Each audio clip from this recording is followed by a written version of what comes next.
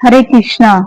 आज हम सुनाने जा रहे हैं मंगलवार व्रत का महात्म्य एवं विधि विधान से। मंगल की दशा कड़ी होने पर मंगल देव की शांति के लिए लगातार 21 मंगलवार तक रखा जाता है। यह व्रत जबकि हनुमान जी के भगत जीवन भर करते रहते हैं।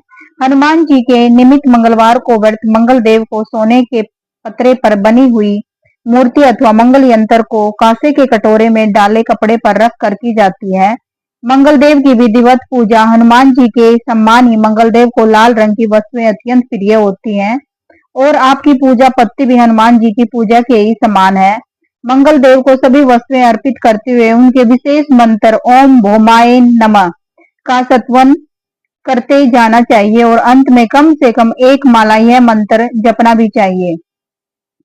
मंगल देव की पूजा में आप लाल चंदन, सिंदूर, लाल फूलों आदि का प्रयोग तो करेंगे ही, चावल व कुमकुम अथवा रोली में रंग कर प्रयोग किए जाते हैं। मंगल देव की पूजा करते समय सामान्य दीपक के स्थान पर आटे का दीपक बनाकर उसमें 4 बत्तियां जलाने का शास्त्रीय विधान है।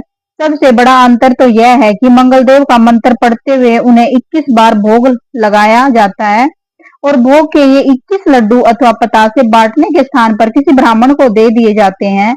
लगातार 20 मंगलवार तक व्रत करने के पश्चात 21वें मंगलवार को किया जाता है। इस व्रत का उद्यापन में 21 ब्राह्मणों को भोजन कराने तथा मुख्य पुजारी अथवा कुल गुरु को मंगल देव की मूर्ति अथवा पूजा में प्रयुक्त होने वाली सभी वस्तुएं देने का शास्त्रोक्त विधान है। घर में कलह, मानसिक परेशानियां, दरिद्रता, क्रोध और रक्त विकारों का रामबाण औषधि है यह मंगलवार व्रत। एक गांव में एक बुढ़िया रहती थी। वह मंगल देवता को अपना इष्ट देवता मानकर सदैव मंगलवार को व्रत रखती थी, मंगल देव का पूजन किया करती थी। उसका एक पुत्र था जो मंगलवार को उत्पन्न हुआ था। इस कारण उसको मंगलिया के नाम से पुकारा करती थी। मंगलवार के दिन वह न तो घर को लीपती थी और न ही पृथ्वी ही खोदती थी। एक दिवस पर मंगल देवता उसकी श्रद्धा को देखने के लिए उसके घर में साधु का रूप बनाकर आए और द्वार पर आवाज दी। बुढ़िया ने कहा, महाराज क्या आज्ञा है?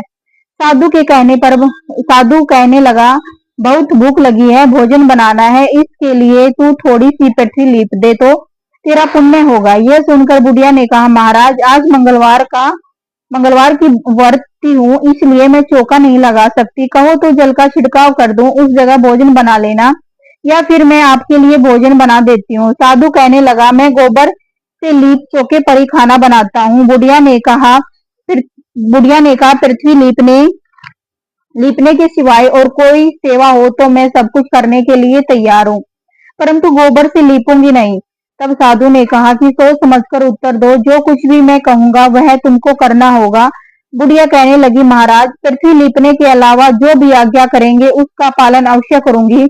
बुढ़िया ने ऐसा 3 बार वचन दे दिया। तब साधु कहने लगा, तू अपने लड़के को बुलाकर ओढ़ा लिटा दे, मैं उसकी पीठ पर भोजन बनाऊंगा। साधु की बात सुनकर बुढ़िया चुप हो गई। तब साधु ने कहा, बुला ले लड़के को, अब सोच विचार क्या करती है? बुढ़िया मंगलिया मंगलिया कहकर पुकारने लगी। थोड़ी देर बाद लड़का आ गया।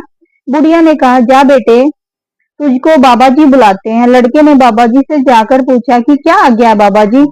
बाबा जी ने कहा, जाओ और अपने माता जी को बुलाओ। जब माता आ गई तो साधु ने कहा, तू इसको लिटा दे। बुढ़िया ने मंगल देवता का स्मरण करते हुए लड़के को औंधा लिटा दिया और उसकी पीठ पर अंगीठी रख दी। बुढ़िया कहने लगी, है महाराज अब जो कुछ आपको करना है कीजिए, मैं जाकर अपना काम करती हूँ।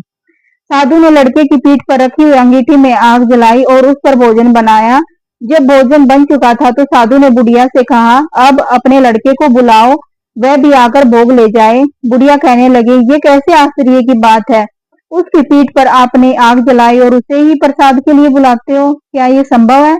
क्या अब भी आप उसको जीवित समझते हैं? आप कृपा करके उसका स्मरण भी मुझको न कराइए और भोग लगाकर जहाँ जाना हो जाइए। साधु के अत्यंत आग्रह करने पर बुढ़िया ने जो ही मंगलिया कहकर आवाज लगाई तो ही लड़का एक ओर से दौड़ता हुआ आ गया। साधु ने लड़के को प्रसाद दिया और कहा कि माई तेरा व्रत सफल हो गया, तेरे हृदय में दया है और अपने इष्ट देव में अटल श्रद्धा है, इसके कारण तुमको कभी कोई कष्ट नहीं होगा। जय श्री राम।